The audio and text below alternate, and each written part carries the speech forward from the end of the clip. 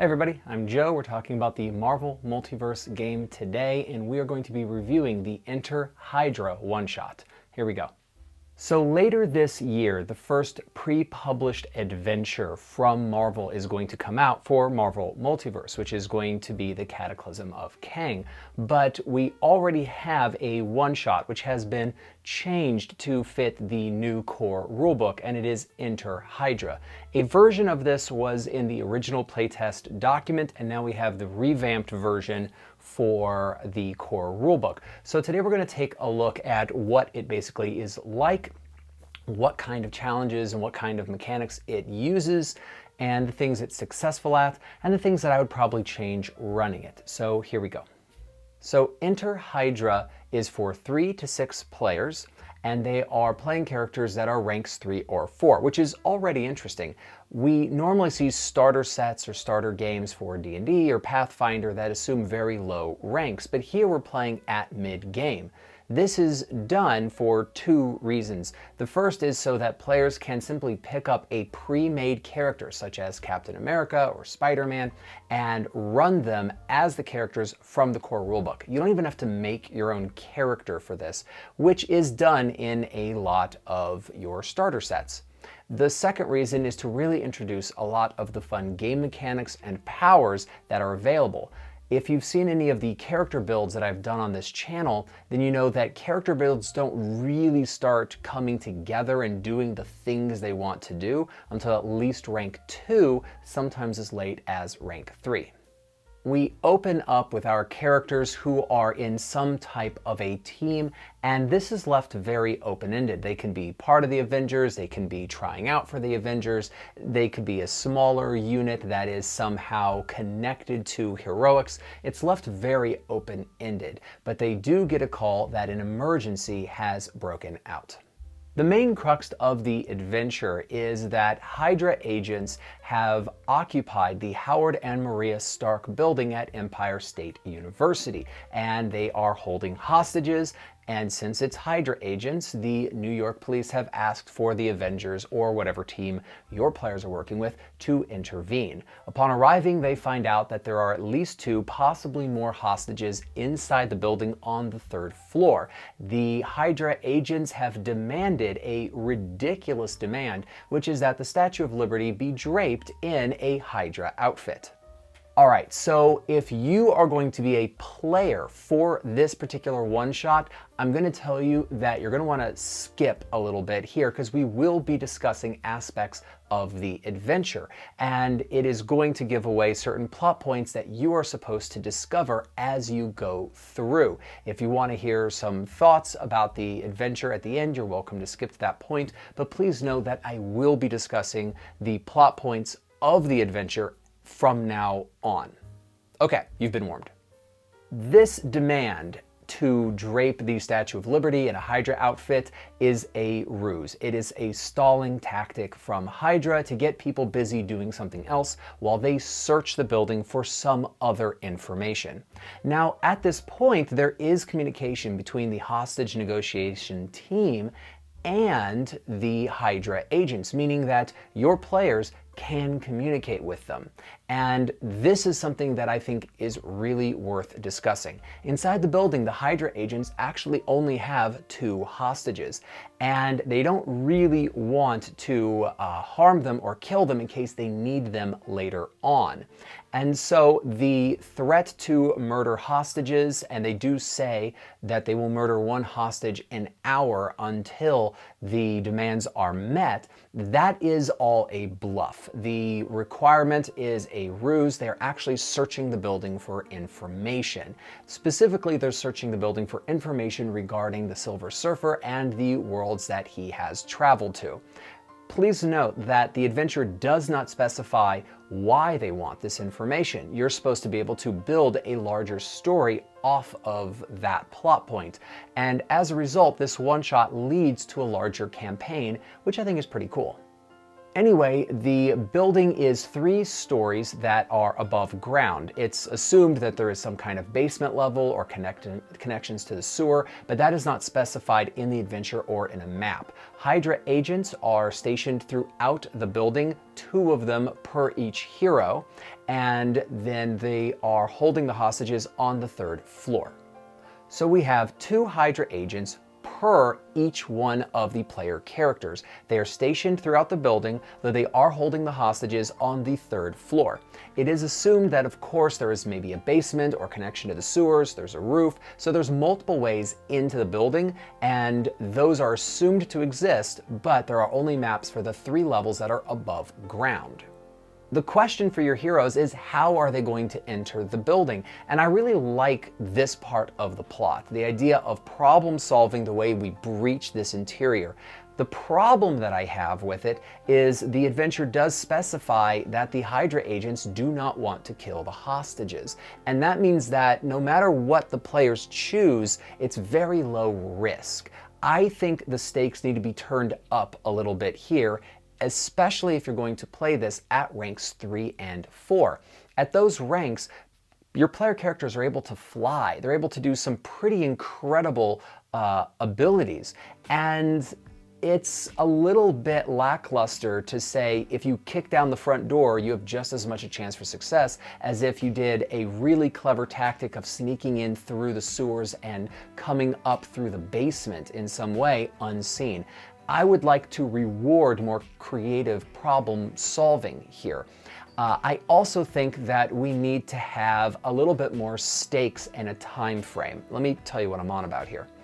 The adventure specifically says that the Hydra agents have said they'll kill 1 of their hostages per hour, and the first timer's up in 5 minutes after our team arrives. But what happens after that 5 minutes? We don't actually know, and I think that that's a problem. I think something needs to happen here. I think actually dangling somebody out a window and then dropping them is actually a great way to get the players involved in the story. Players at ranks 3 and 4 should have a lot of mobility, they should have a lot of capacity, and they should be able to save that person's life.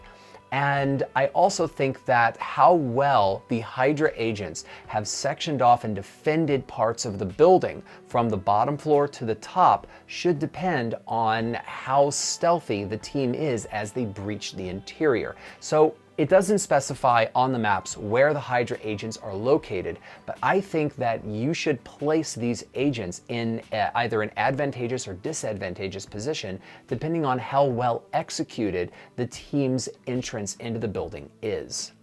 No matter what, your heroes are going to find that a combat with these Hydra agents isn't particularly hard. These are rank 1 villains, and it should feel lackluster defeating them. That is the point of this part of the adventure, that this is not the main force of Hydra agents. These are the low rank people. Now, if you ran this adventure for a party that was lower rank, you would simply finish the adventure at this point, and I think it would be fine. That would be quite interesting. But that's not the end. When the heroes get to the 3rd floor to rescue the hostages, that is when the roof of the building blows off and flying and armored Hydra agents attack. And at this point, the plot falls apart. What we know is that the Hydra agents were searching for information about the Silver Surfer. What happens when they found it? Did they transmit it from the computers inside of the building? In which case, why is this group of armored Hydra agents appearing? It doesn't make sense. Was this supposed to be the force that was going to rescue our regular Hydra agents? That doesn't make sense either. Why didn't you just send the armored ones in the first place? There's no answer to these questions, and there's nothing that these armored and flying agents are really supposed to be doing other than attacking the heroes. So was this actually an ambush? It's left very ambiguous. And they don't seem to have a goal other than attacking the heroes. And I think that's a problem. I think it makes a lot more sense if the police were to cut the internet connection to the building And this large amount of data that the Hydra agents have needs to be somehow grabbed in maybe a thumb drive or a hard drive or something like that. And these flying agents are supposed to get it out. And so now you have not only a ticking clock, but you also have a goal outside of just pummeling your enemies. These armored Hydra agents are rank 4 villains, and there's supposed to be 1 per hero. And it doesn't specify what they're supposed to do, but I think giving them a goal outside of just straight combat actually makes this more interesting. What if their goal is to get as many Hydra agents out using some sort of a device or some sort of a vehicle as possible so that they don't get questioned? What if their goal is to steal something from the building? That would make it more interesting.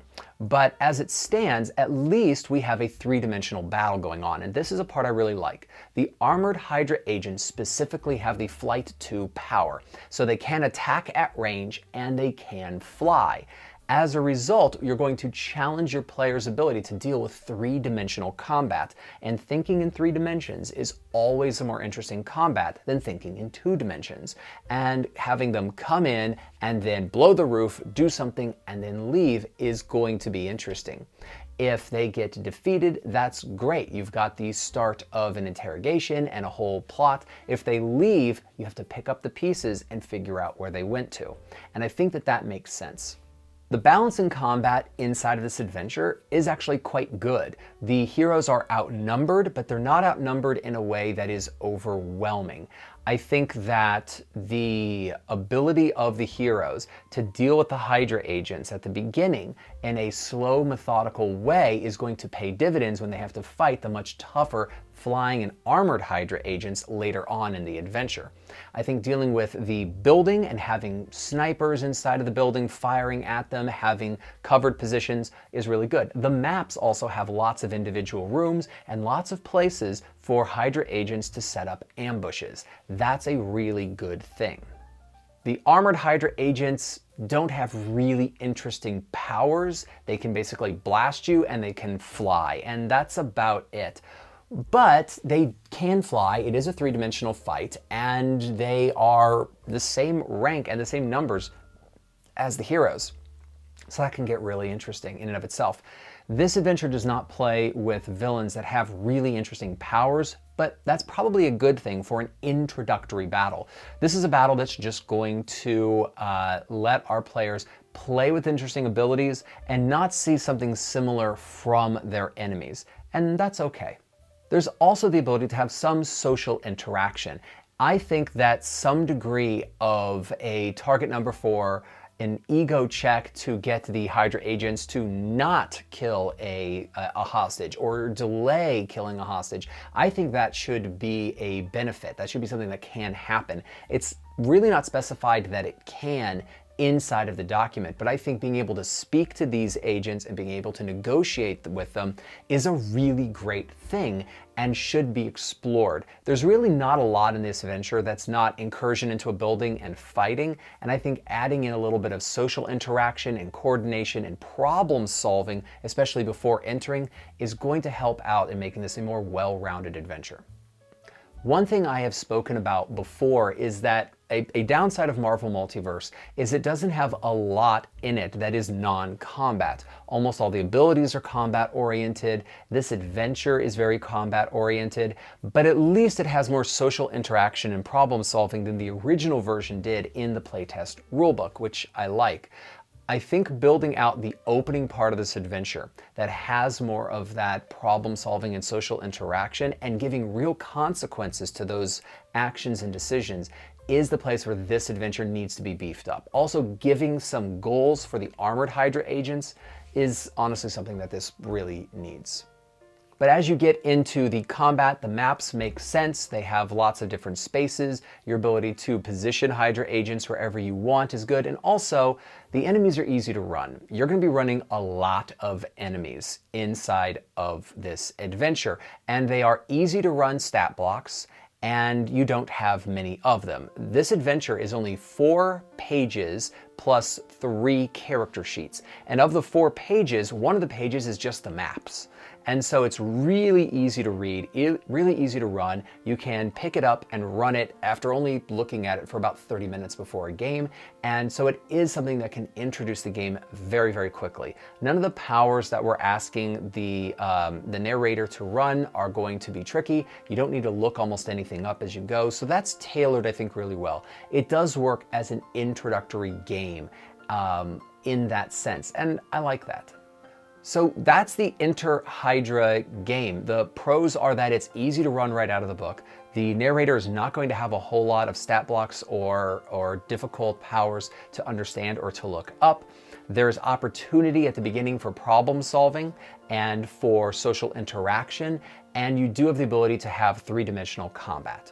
The downsides are that you need to really pick up this adventure and figure out what the consequences of social interaction are. You need to figure out what the possibilities for your problem solving are and what consequences they have. You have to position your villains, and I think you need to add the villains interacting and doing something with the hostages in order to provide a ticking clock at the beginning of the adventure. Make it have more stakes there at the beginning. And also, you need to figure out why the armored Hydra agents are entering at the last part of the adventure and what their goal is. It's not specified, and I think having something that you can lean into and towards is going to make this a better game. Overall, let's give it a B. That seems pretty fair. It's got a lot of possibility, it's easy to run, it does the job that it purports to do, but it is a little bit of a fixer-upper. Anyway, that is the review of the Enter Hydra one-shot. If you've played this, I'd love to know how it went, and if there's anything you changed about the module. YouTube is literally made out of buttons.